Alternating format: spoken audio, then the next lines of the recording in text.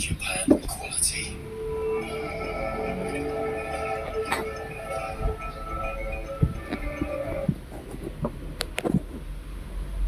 Kung saan nga may masarap ay dapat pinupuntahan. Kaya nga, nandito tayo ngayon para tikman ang mga trending na pagkain ng sikat na mga vendor katulad nga nitong Dubai Chicken Pistachio Bomb ni Manuel Velasco na sa loob nga lang ng isang oras ay ubos ang 1,000 piraso ng number one. So, next na food trip natin ito guys. Wala, napatulog tayo. Sobrang daming tao. Trending, grabe guys. Ang daming pumipila. Tingnan natin.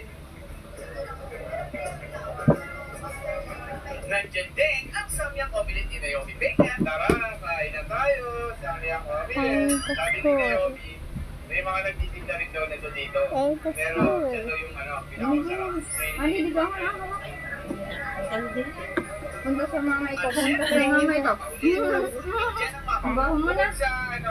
Baho ka rin yung anak ko. Ano ba yung bago sa atin dito? Sabos. Ay, yung mainit na tubig na. Ha? May mainit na tubig na? Yung nasa itim. Masarap. Ay, dapat